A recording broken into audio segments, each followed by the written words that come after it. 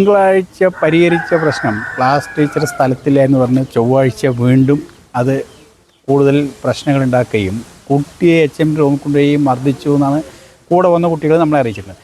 ഈ കുട്ടി ചൊവ്വാഴ്ച സ്കൂൾ വിട്ട് വന്നിട്ടുണ്ടെങ്കിൽ യൂണിഫോം പോലും മാറ്റാതെയാണ് ഈ കൃത്യം ചെയ്തിരിക്കുന്നത്.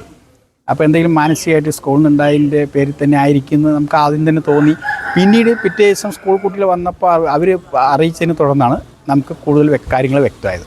അതുകൊണ്ടാണ് നമ്മൾ പരാതിയായിട്ട് മുന്നോട്ട് പോകാൻ തീരുമാനിച്ചിരിക്കുന്നത്. എല്ലാവരുടെയും പോലെ തന്നെയാണ് നമ്മളെന്താ പറയുക, കുട്ടികളുടെ ചെറിയ വിഷയങ്ങളാണ്, ഇതൊന്നും വലിയ വിഷയമാക്കേണ്ട ആവശ്യമില്ലായിരുന്നു. ആ ടീച്ചർ കുട്ടികൾക്ക് ഫ്രാങ്കായിട്ട് മെസ്സേജ് അയച്ചതിൻ്റെ വിഷയമാണ് ഇത് മെയിനായിട്ടുള്ള കാര്യം. ഞാൻ അന്ന് തിങ്കളാഴ്ച പോയിട്ടുണ്ടായിരുന്നു, സംസാരിക്കാൻ വേണ്ടി പോയിട്ടുണ്ടായിരുന്നു. ഞങ്ങൾ പോകാൻ പറ്റാത്തതുകൊണ്ട് ഞാൻ പോയിട്ടുണ്ടായിരുന്നു. അപ്പോൾ തന്നെ ഞാൻ പറഞ്ഞു ഇത് വലിയ വിഷയമാക്കണ്ട, ഇത് കാര്യമില്ല, എന്നും എല്ലാവരും ഉൾപ്പെടുത്തുന്നുണ്ട്. മറ്റുള്ള കുട്ടികളുടെ പാരൻറ്റിനെ അറിയിക്കേണ്ട, ഞങ്ങൾ രണ്ടുപേരും അറിഞ്ഞു വന്നു. മറ്റുള്ള കുട്ടികളെ വിളിച്ച് അറിയിക്കേണ്ട ആവശ്യമില്ല. നമ്മളെന്തെങ്കിലും പറഞ്ഞ് ചീത്ത പറയുക അല്ലെങ്കിൽ ടീച്ചർമാരെ ചീത്ത പറഞ്ഞ് ആ കുട്ടികൾക്ക് വീട്ടിൽ നിന്ന് ചീത്ത കേൾക്കും, അല്ലെങ്കിൽ അവർക്ക് വേറെ ഇരിക്കും. ചെറിയ കുട്ടികളായതുകൊണ്ട് അവർക്ക് അത് താങ്ങാനുള്ളത് ഉണ്ടാവില്ല. അത് ആ വിട്ടോളം കൊണ്ട് പറഞ്ഞിട്ട് വന്നതാണ്.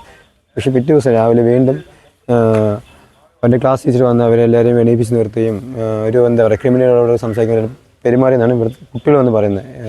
നിങ്ങൾക്കെതിരെ കേസ് കൊടുക്കും, നിങ്ങൾക്കെതിരെ സൈബർ സെല്ലിൽ കേസ് കൊടുക്കും, അല്ലെങ്കിൽ 1.5 വർഷം ജയിലിൽ കിടത്തും, അതല്ലെങ്കിൽ 25,000 ഫൈൻ അടപ്പിക്കും എന്നൊക്കെ പറഞ്ഞ് ഭീഷണിപ്പെടുത്തി ഇവനെ സെപ്പറേറ്റ് സ്റ്റാഫ് റൂമിൽ കൊണ്ടുപോയി തല്ലി നിൽക്കണം കുട്ടികൾ പറയുന്നത്.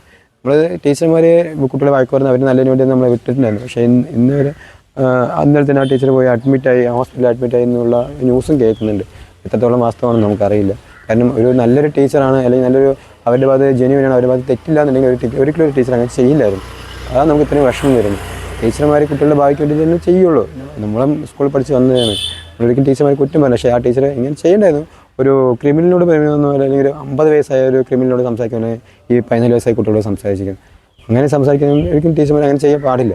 അവരെ വിളിച്ച് മാറ്റി നിർത്തി സംസാരിക്കാം, അല്ലെങ്കിൽ അവരെ വിളിച്ച് എന്താ പ്രശ്നം, ഞാൻ ഇന്നലെ ഇവിടെ ഉണ്ടായിരുന്നില്ല, മറ്റുള്ള ടീച്ചർമാർ വന്നിട്ട് നിങ്ങളുടെ അച്ഛനോ അമ്മയ്ക്കോ വന്നിട്ട് പോയി എന്ന് പറയുന്നുണ്ടായിരുന്നു, എന്താ പ്രശ്നം എന്ന് മാറ്റി നിർത്തി സംസാരിക്കാം. അങ്ങനെയല്ല ടീച്ചർ ചെയ്യേണ്ടത്. ഇപ്പോൾ ഞാൻ ഇവിടെ ഉണ്ട്, ഞാൻ ആബ്സെൻ്റ് ആയിരുന്നു, നിങ്ങളുടെ അച്ഛനും അമ്മയൊക്കെ വന്നിട്ട് പോയി പറയേണ്ടായിരുന്നു, എന്താ വിഷയം, അല്ലെങ്കിൽ എന്തായിരുന്നു, എന്താണ് അങ്ങനെയാണ് ടീച്ചർ ചോദിക്കേണ്ടത്. അല്ലാതെ ഞാനിവിടെ പലതും അറിഞ്ഞു, പലതും ഞാൻ കേട്ടു, നിങ്ങൾ 4 ഞാൻ സൈബർ സെല്ലിൽ കയറ്റി വരും, അവരുടെ മുമ്പിൽ ഫോൺ ചെയ്തെന്നാണ് അവൻ്റെ ക്ലാസ് ടീച്ചർ പറഞ്ഞത്. സൈബർ സെല്ലിൽ ഞാൻ വിളിക്കും, നിങ്ങളെ 1 വർഷം അല്ലെങ്കിൽ 1.5 വർഷം അകത്ത് എടുത്താൽ 25,000 ഫൈൻ അടപ്പിക്കും, ഇവൻ സെപ്പറേറ്റ് വിളിച്ചുകൊണ്ടേ ചെയ്ത് പറഞ്ഞൊക്കെ പറയുന്നു. ഈ ഒരു ടീച്ചർ കാരണം സ്കൂളിൻ്റെ പേര് മോശമായിക്കൊണ്ടിരിക്കുന്നത്, തുടർന്നും വേറൊരു കുട്ടിക്ക് ഇങ്ങനത്തെ ഒരു അവസ്ഥ വരരുത് എന്ന് മാത്രമാണ് നമ്മൾ ആഗ്രഹിക്കുന്നത്.